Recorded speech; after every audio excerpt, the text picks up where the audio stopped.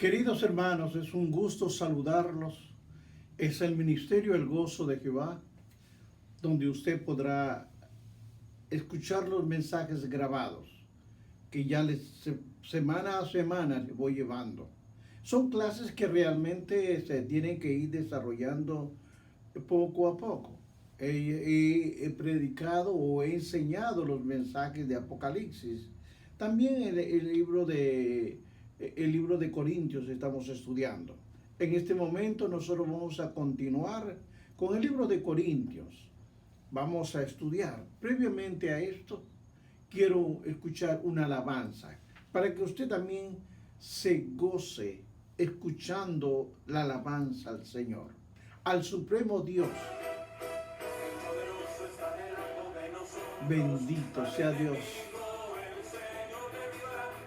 A Él sea la gloria. A Él sea la honra. A mi Dios. Al Dios grande y poderoso. Una alabanza. Un mensaje de adoración. Sí, Señor. Sí, Señor.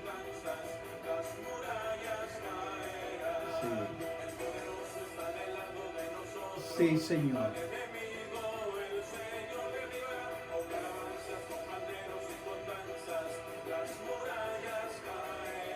Señor.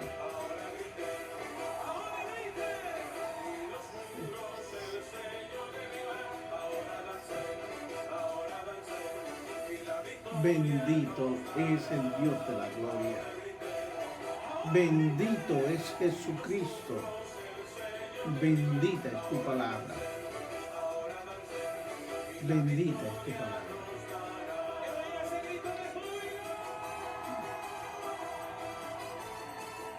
Es una alabanza al Dios Todopoderoso. La alabanza que rompe cadenas. La alabanza que ayuda al entendimiento. Aquel que rompe todo obstáculo para adorar a nuestro Dios.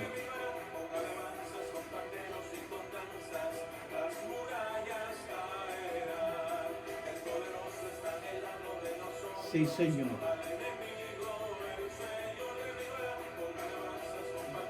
Sí, Señor. A ti sea el honor. Es para ti, Señor. Es para ti. Gracias, Padre, porque me da la oportunidad. Gracias, Dios mío, porque solamente en ti tengo la esperanza, tengo la fe. Gracias, Padre. Bien, queridos hermanos, esta es una oportunidad para seguir estudiando el libro de los Corintios, Primera de Corintios. Hemos visto varios pasajes. Hemos visto aquí introducción que nos habla y sobre las preguntas que le dicen a Pablo que tiene que contestar. En este día vamos a contestar varias de las preguntas que le se hicieron a Pablo. Por eso yo le invito a que usted vaya a su Biblia y vea en Primera de Corintios capítulo 5, 7. Vamos a ver qué nos dice el Dios de la gloria. Primera de Corintios 5, 7. La palabra de Dios se lee a la gloria del Padre, del Hijo y del Espíritu Santo. Su palabra se lee así. Limpiaos pues de la vieja levadura, para que seáis nueva masa, sin levadura como sois, porque nuestra Pascua es Cristo, ya crucificada por nosotros. Gracias, Padre, por tu palabra. Espíritu Santo, ahora ayúdame a discernir la clase para que seamos edificados todos. En tu nombre, Jesús, lo he pedido. Amén. Querido hermano, amigo, hoy seguimos con la clase. Vamos a ver en esta oportunidad sobre la conducta cristiana, porque nos va a hablar cuál es el comportamiento moral y ético de los miembros de la iglesia en Corintios. Que los miembros de la iglesia de Corintios estaban con una mala, pero mala y despreciable reputación. El apóstol Pablo la describió como un pecado aún peor que los paganos. Debemos poner atención a los principios que el Espíritu enseña a través de Pablo. Sin embargo, estaremos otras situaciones involucradas sobre los asuntos de la integridad social y espiritual. Esto es la disciplina. Vamos a empezar estudiando la disciplina y por lo tanto yo les digo que mantenga su Biblia abierta en 1 de Corintios capítulo 5 del 1 al 3. Entre los problemas informados a Pablo hubo uno que era escandaloso por la inmoralidad. Cuando uno ve el libro de Levítico capítulo 18, de 6 al 18, dice que un hombre estaba viviendo con la esposa de su padre, lo cual así lo afirma en el libro Levítico. Asumimos que la descripción de Pablo, que esta no era realmente la madre, no era la madre del hombre, sino era su madrastra. Sin embargo, el incesto fue prohibida por la ley judía. Cuando Pablo escuchó este tipo de inmoralidad que era practicada entre los paganos. Por eso la declaración de Pablo fue significativa, porque los griegos fueron conocidos por estos tipos de pecados sexuales. Y ninguna ciudad griega tuvo tan mala reputación como lo tuvo Corintios.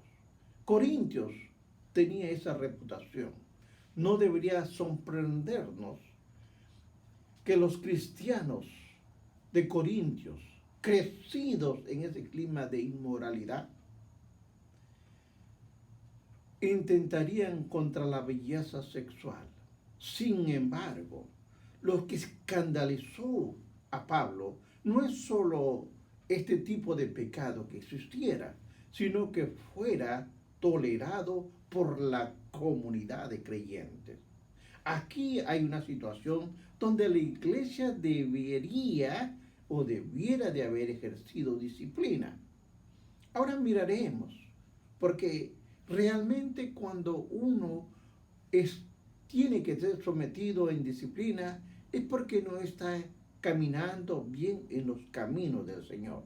Miraremos que los beneficios de una disciplina en la iglesia es importante. ¿Por qué? Porque Pablo señala que el orgullo de los corintios no les permitió lamentar de tal pecado en medio. Ellos toleraron con arrogancia este pecado, en vez de disciplinar al ofensor, apartándonos de la iglesia y prohibiendo la comunión. En otras palabras, cuando uno va a ser disciplinado, uno tiene que ser apartado. Primero, ¿para qué? Para fortalecerlo, para ayudarle, corregirle. Ahora, en su fracaso por disciplinar, los corintios no solo toleraron este pecado, sino que lo fomentaban en la iglesia. La disciplina tiene que ser corregida, le guste a la persona o no. Tiene que esta disciplina ser usada. ¿Por qué? Porque la disciplina reduce el pecado y enseña también las normas morales de la palabra de Dios y permite a su pueblo atesorar esa palabra en su corazón para no pecar, como lo habla el Salmo 119, 11. Finalmente, Pablo entrega la razón más importante porque se aconseja disciplinar al hermano opresor. Su motivo no es castigarlo, sino restaurarlo. Su propósito es redentor. para cuanto a la disciplina debe aplicarse para la destrucción de la carne, a fin de que el espíritu, oiga bien, la palabra nos dice en 5:5, para la destrucción de la carne, a fin de que el espíritu sea salvo en el día del Señor Jesús. La salvación, queridos hermanos, de su espíritu puede ocurrir solo si el hombre se arrepiente. Porque si el hombre no es corregido y sigue haciendo lo mismo, no hay arrepentimiento. Es por esto por lo que Pablo se ve en la aflicción como una manera de traer al hombre al arrepentimiento. Es importante que usted lo sepa y lo pueda observar. Ahora, observe usted lo siguiente. Hay disputas legales e inmoralidad en el capítulo 6 del 1 al 20. ¿Por qué?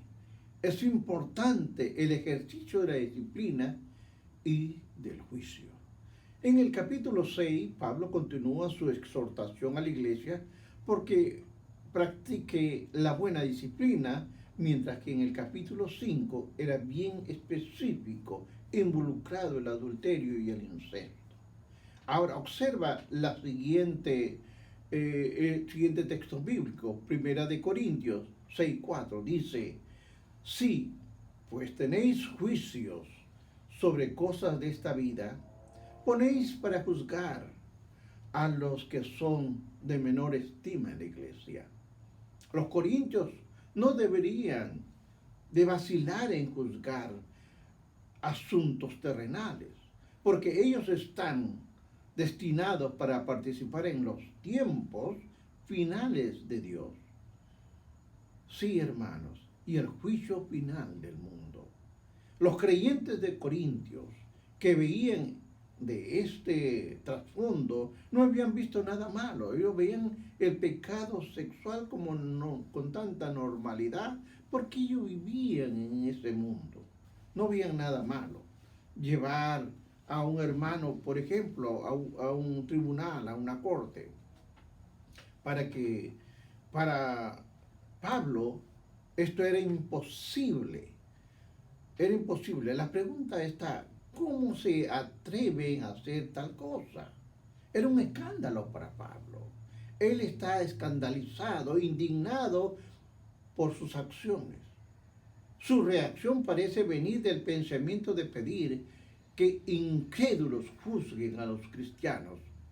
Lo menciona en 1 Corintios 6:1, donde la palabra dice: ¿osa alguno de vosotros, cuando tiene algo contra otro, ir a juicio delante de los injustos? ¿No será delante de los santos?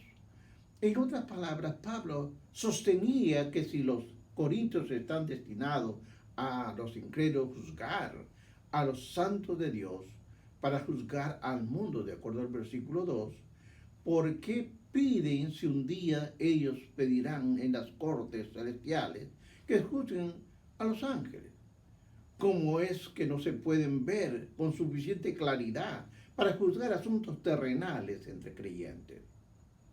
El consejo de Pablo en es mejor sufrir injusticia o equivocación que llevar a un hermano a la corte y pedir a un incrédulo que arregle la disputa. Cuando hablo al incrédulo es al juez. Las palabras de Pablo nos dejan con una incómoda pregunta: ¿qué tipo de testimonio recibe el mundo cuando un cristiano va a la corte llevando a otro cristiano? Hermanos, nosotros debemos perder y podemos estar en peligro de perder la herencia eterna. Primera de Corintios 6:1 habla de que Pablo se refirió a ellos como injustos. Ahora advierte a los corintios que ningún injusto heredará el reino de Dios. Pablo dice y hace una lista de 10 tipos de pecadores que entran en la categoría. No es de sorprender, dado que el clima moral de los corintios, que 4 de los 10 tipos de pecados que hablan son sexuales. Por ejemplo, en 1 Corintios 6:9 dice: ¿no sabéis que los injustos no heredarán el reino de Dios. No el rey, ni los fornicarios, ni los idólatras, ni los adúlteros, ni afeminados, ni los que se echan con varones. Como conclusión del siguiente versículo, cuando seguimos viendo el 6:10, dice, ni los ladrones, ni los ávaros, ni los borrachos, ni los maldicientes, ni los estafadores heredarán el reino de Dios. Pablo enfatiza la importancia y la urgencia de tal advertencia. Por tanto, vivir en pecado es arriesgar la pérdida de la herencia del reino de Dios. Si la disciplina del pecado mantendrá una pureza espiritual dentro de un mismo rasgo al sostener y reforzar las normas morales del reino de Dios. Ahora, observe a glorificar a Dios en nuestro cuerpo. Cuando leemos 1 Corintios 6, 12 y 13, dice, todas las cosas me son lícitas, mas no todos me convienen. Todas las cosas me son lícitas, mas yo no me dejaré dominar de ninguna.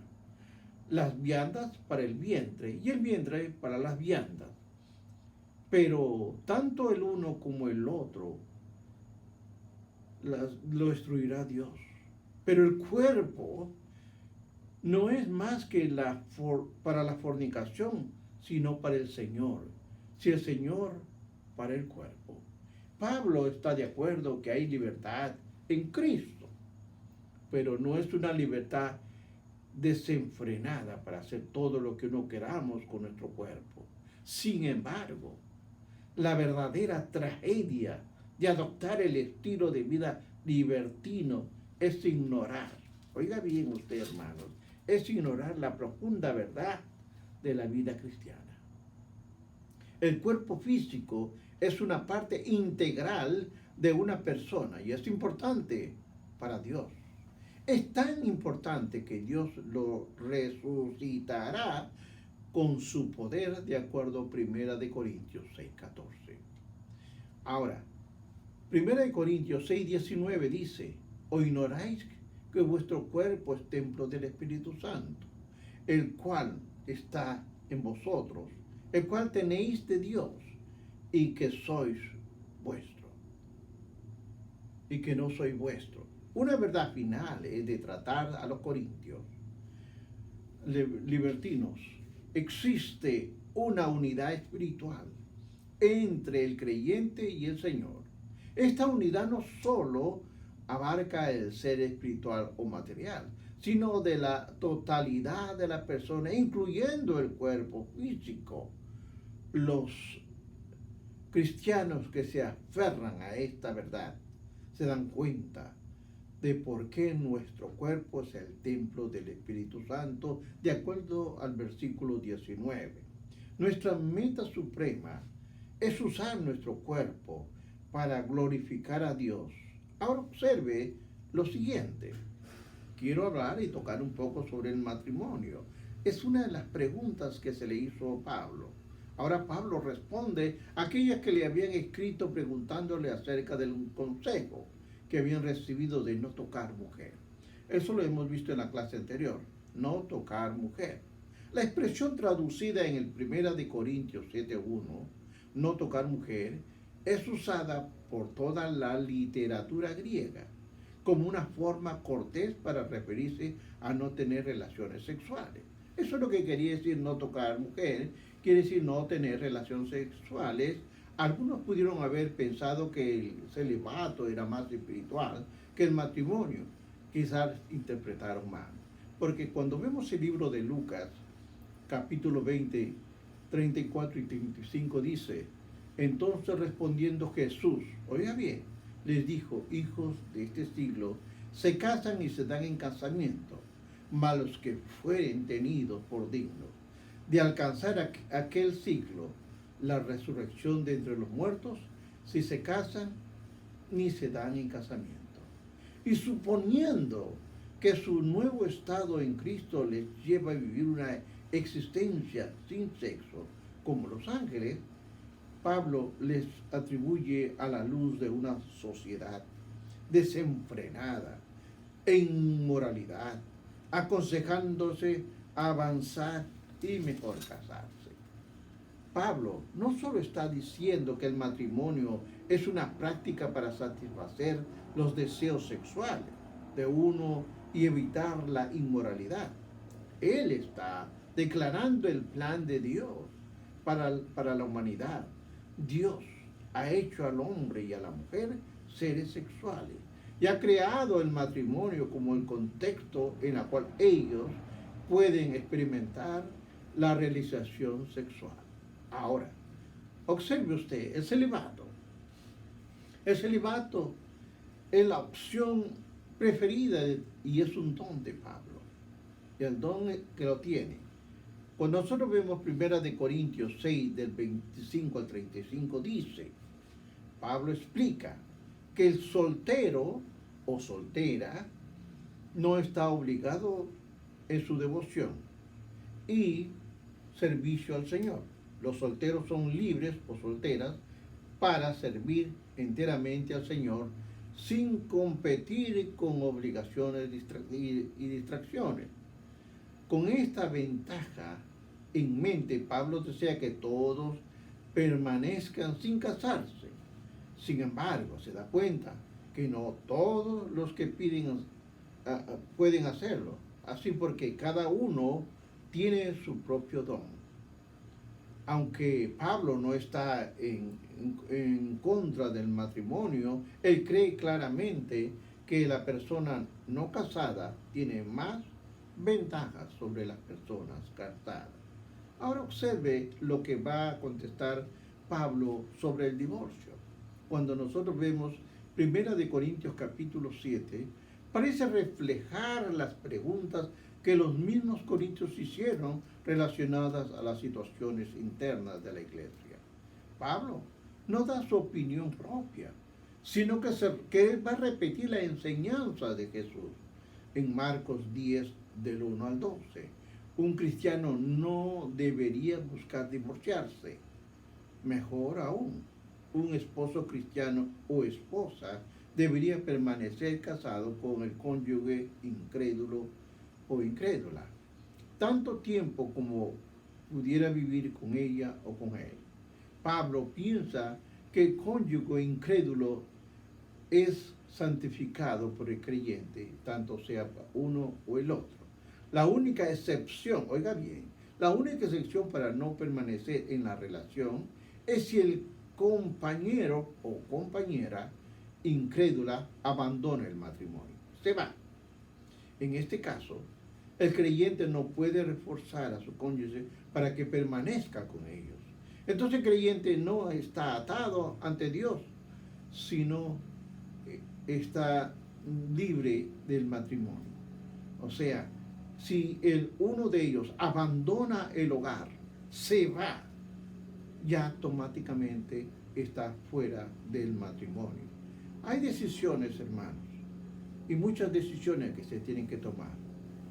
Los cristianos, cuando uno ve 1 Corintios el capítulo 8 al 10, Pablo continúa respondiendo a las preguntas relacionadas con los éticos de la iglesia. ¿Cuáles son las partes éticas de la iglesia?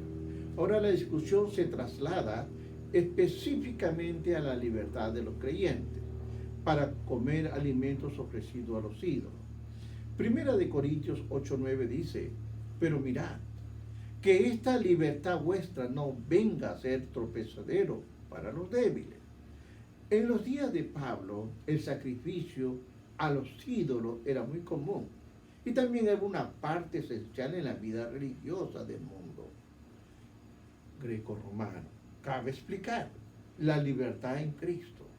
Es propio que los cristianos coman carne que ha venido de sacrificios paganos ofrecidos a los ídolos. Pablo responderá a los creyentes, son libres para ser así. Pero antes es una suave reprensión a aquellos que ejercen su libertad fuera del conocimiento y sin amor. El número y el uso de las palabras conocimiento y conocer sugiere que algunos en Corintios estaban jactando de un conocimiento superior a la materia. Pablo les dice que el conocimiento sin amor solo puede guiar al orgullo destructivo. Por otro lado, el amor no solo puede crear una comunidad de creyentes, sino también evitar promover un íntimo conocimiento a Dios. Jesús dijo que lo que va al estómago de una persona no es lo que contamina, de acuerdo a Marcos 7:15 al 19. Por tal ignorancia, algunos creyentes de los corintios fueron afligidos en su conciencia cuando enfrentaban a comer carne en el mercado o en la mesa de un incrédulo.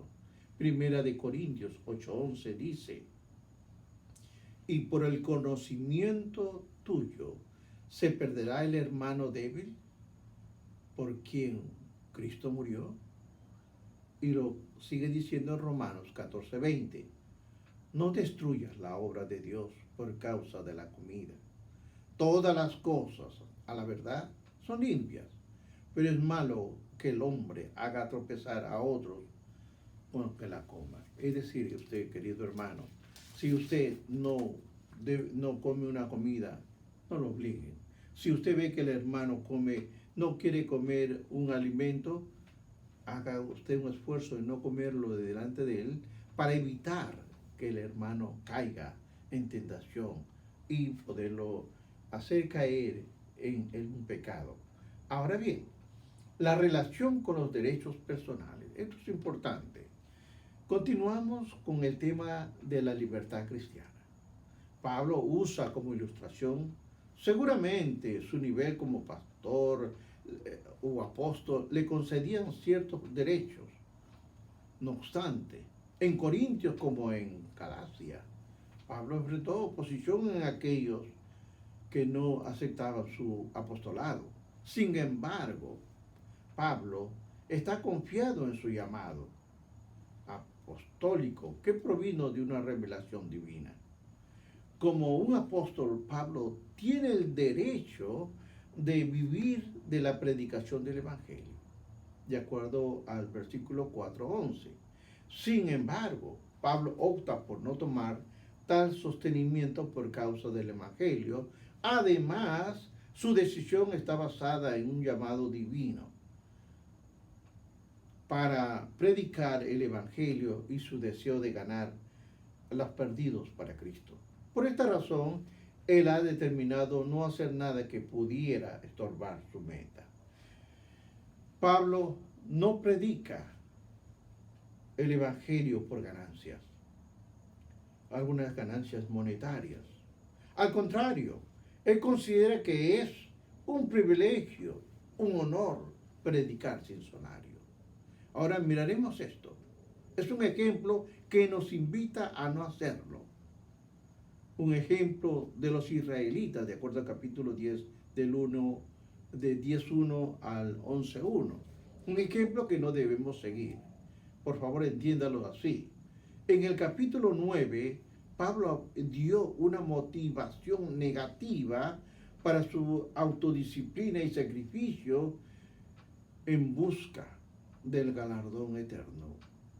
La Biblia en 9:27 nos dice: sino que golpeo mi cuerpo y lo pongo en servidumbre, no sea que, habiendo sido heraldo para otros, yo mismo venga a ser eliminado.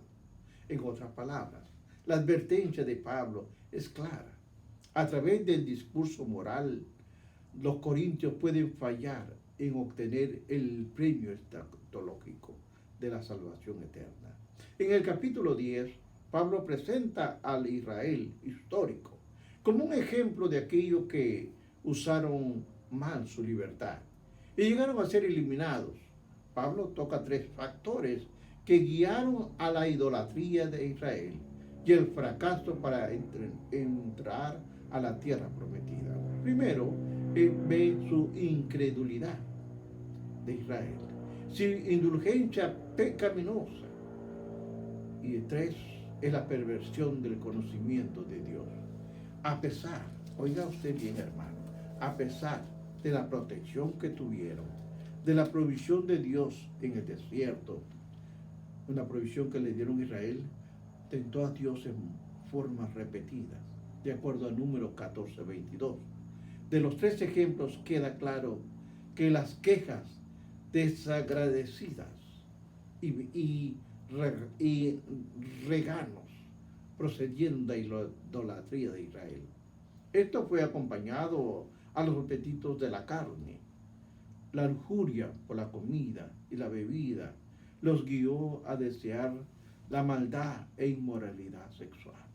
De acuerdo a Corintios 10, del 6 al 8, dice: mas estas cosas sucedieron como ejemplo para nosotros, para que no codiciemos cosas malas, como ellos codiciaron, ni seáis idólatras, como algunos de ellos, según está escrito. Se sentó el pueblo a comer y a beber, y se levantó a jugar. Ni forniquemos como algunos de ellos fornicaron, y cayeron en un día 23,000. Ahora, hermanos, las escrituras se refieren a la historia hebrea, como un ejemplo y advertencia para el pueblo de Dios, para no seguir las sendas que siguió Israel. Nosotros tenemos que levantarnos, abrir los ojos en este tiempo. Es un tiempo muy difícil que nos ha tocado vivir, pero aún en este tiempo hay un remanente que lucha día a día por mantenerse recto ante la presencia de Dios. Queridos hermanos, esta clase es para edificación de su pueblo, del Señor.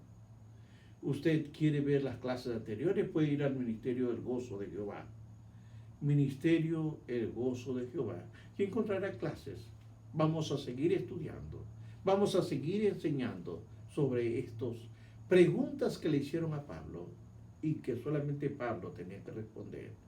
Pero Pablo se paró fijamente en la palabra del Señor y decía lo que Cristo ya había dicho anteriormente.